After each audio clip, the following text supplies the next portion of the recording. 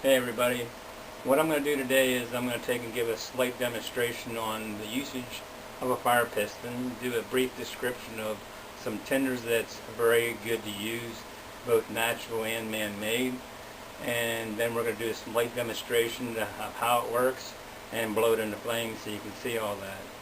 So let's get to it. So naturally the first thing we need is the fire piston, which these I made. I have a few of them that I've made. They have relief valves, also have a ring that you can carry them around on a carabiner if you want or whatnot. The next thing you need is a petroleum jelly or Vaseline if you will, or in the wild you can use animal fat.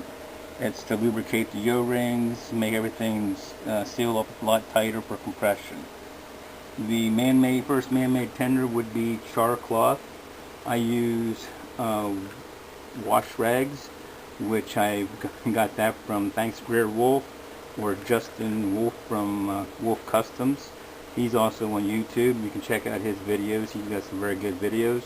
That's Greer Wolf, GRIER-WOLFE. You can look him up. Anyhow, so you can take and watch videos on how to chug or tinder, such as making char cloth. And that's what we're going to be using mostly today. It's very easy to use. The next is amadou or horseshoe fungus, comes off of birch trees. This takes some processing to do. However, it is a very good tinder that can be used in the fire piston. And the next one is a natural one. These are just chunks of chaga. I've gotten some big chunks and then I just break them down into either powders or in bits like that. You can use there's a lot of good properties to this, and one of the things is it does hold fire very well. You can just break off a piece, stick it in your fire piston and ignite it, and then make a coal, put it into a bundle and blow it into flame.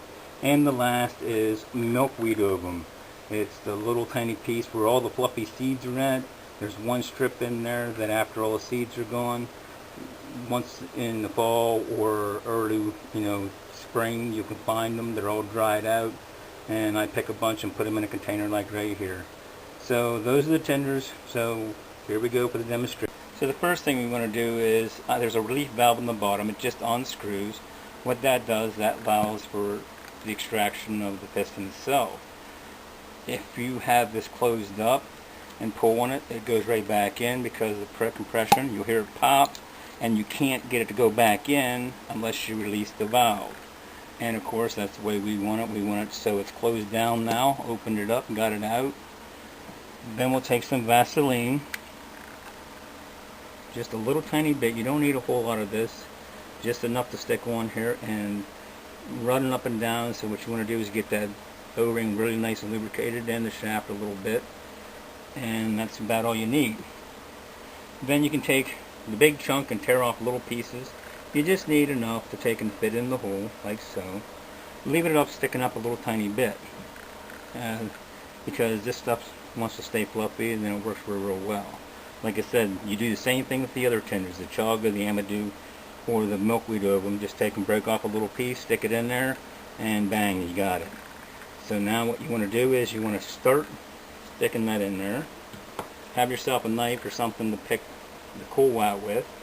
Come over here and sit it down, and what I do is I put my thumb on top, wrap my fingers around it because I like mine facing upwards. That way the coal doesn't pop out, it stays right there. It takes a little bit of a force. You need to take and you're compressing to make it ignite. It's all ignition, so, and sometimes it takes a few times, so let's get this and see if we can get a coal going here. So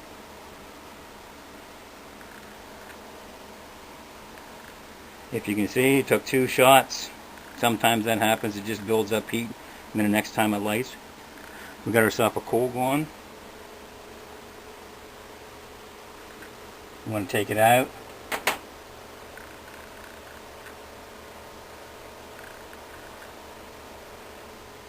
Blow it on a little bit just to keep it going.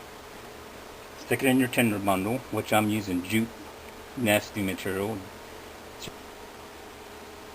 just so we have enough to blow this into flame.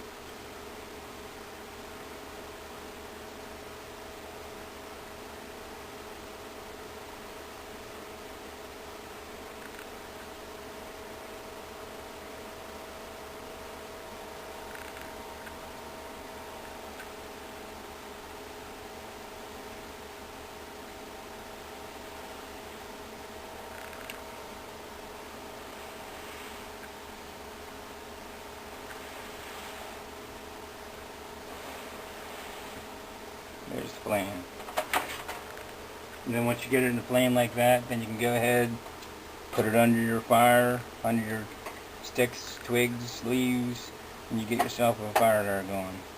So that's how the fire piston works. Anything that starts to cool, you can even add a little bit of chalk extra to it to make a extender, a little more char cloth until you get to where you can blow it into flame. Thank you.